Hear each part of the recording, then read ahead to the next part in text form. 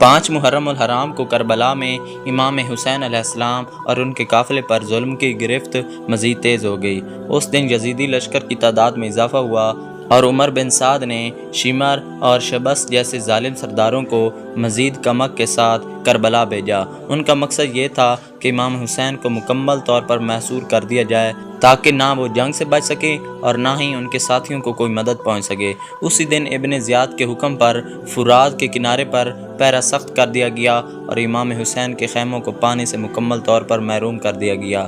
پیاس کی شدت بچوں، خواتین اور بزرگوں پر نمایاں ہونے لگی اور خیموں میں اضطراب کی کیفیت پیدا ہو گئی۔ امام حسین نے اپنے اصحاب کو صبر، تقویٰ اور استقامت کی تلقین کی۔ وہ جانتے تھے کہ آزمائش کا وقت قریب ہے، لیکن ان کے چہرے پر خوف یا کمزوری کا کوئی نشان نہ تھا۔ ان کی قیادت میں اصحاب وفا نے بھی عزم و وفاداری کی مثالیں قائم کیں۔ یہ دن کربلا کے المیہ کا ایک اہم موڑ تھا، جہاں ظلم اپنی انتہا کو پہنچ رہا تھا اور حق اپنی روشنی سے اندھیروں کو چیرنے کے لیے تیار ہو رہا تھا۔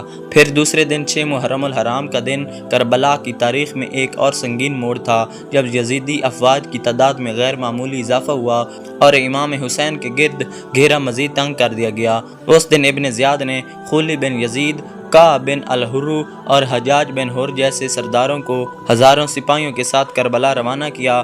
مورخین کے مطابق ابن زیاد نے عمر بن سعد کو خط لکھا کہ اب تک میں تمہیں 80,000 کا لشکر بھیج چکا ہوں، اب کسی تاخیر کے بغیر حسین علیہ السلام کو قتل کر دو۔ اسی دن ایک اور اہم واقعہ یہ تھا کہ حضرت حبیب بن مظہر نے امام حسین سے اجازت لے کر مدد طلب کرنی چاہی۔ رات کی تاریکی میں وہ قبیلے تک پہنچے اور امام حسین علیہ السلام کی مظلومیت اور حقانیت کا پیغام دیا۔ کچھ افراد تیار بھی ہوئے، لیکن یزیدی گشتی دستوں نے ان کی پیش قدمی روک دی۔ 6 محرم کی رات کو حضرت خزیمہ کو امام حسین علیہ السلام کے پاس بھیجا گیا تاکہ ان کے کربلا آنے کا مقصد دریافت کیا جا سکے۔ امام حسین علیہ السلام نے فرمایا، تم ہی لوگوں نے خطوط لکھ کر ہمیں بلایا تھا۔ یہ گفتگو حضرت خزیمہ کے دل پر اثر کر گئی اور وہ واپس جانے کے بجائے امام حسین علیہ السلام کے ساتھ شامل ہو گئے۔ یہ دن اس بات کی علامت تھا کہ کربلا میں صرف تلواروں کا معرکہ نہیں، بلکہ ضمیر، وفاداری اور حق و باطل کا ٹکراؤ ہونے والا ہے۔ 6 محرم کو امام حسین نے اپنے خیموں کی ترتیب کو بہتر کیا اور حضرت عباس علیہ السلام کو علمدار مقرر کیا۔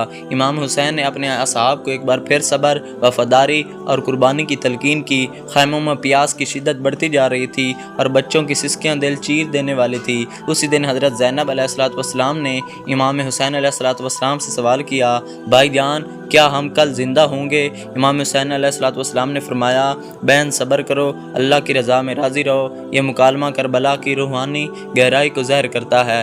یہ دن صرف جنگ کی تیاری کا نہیں، بلکہ روحانی بلندی، وفاداری اور قربانی کے عہد کا دن تھا۔ 6 محرم کو امام عالی مقام اور ان کے اصحاب نے دنیاوی آسائشوں کو ترک کر کے حق کی راہ میں قربانی کا عزم مزید مضبوط کیا۔ حضرت حبیب بن مظہر جیسے بزرگ صحابی کا بنی اسد قبیلے سے مدد مانگنا اور پھر ناکامی کے باوجود واپس آ کر امام کے ساتھ کھڑے ہونا اس بات کی علامت ہے کہ روحانی وفاداری صرف کامیابی سے نہیں، نیت اور اخلاق سے جڑی ہوتی ہے۔ اس دن امام حسین نے اپنے اہل بیت کو صبر کی تلقین کی، خاص طور پر حضرت زینب کو، جنہوں نے امام سے پوچھا، کیا ہم کل زندہ ہوں گے؟ امام کا جواب تھا، اللہ کی رضا میں راضی رہو۔ یہ مکالمہ روحانی تسلیم و رضا کی اعلیٰ مثال ہے۔ امام حسین نے حضرت عباس کو علمدار مقرر کیا، جو نہ صرف جنگی حکمت عملی تھی بلکہ روحانی قیادت کی علامت بھی۔ علم کا اٹھایا جانا حق کی سربلندی اور باطل کے خلاف استقامت کی علامت بن گیا۔ 6 محرم کو امام کے خیمے میں موجود ہر فرد نے اپنی جان، مال اور خاندان کو اللہ کی راہ میں قربان کرنے کا عہد کیا۔ یہ روحانی اخلاص ہمیں یاد دلاتا ہے کہ ایمان صرف زبان سے نہیں، عمل اور قربانی سے ظاہر ہوتا ہے۔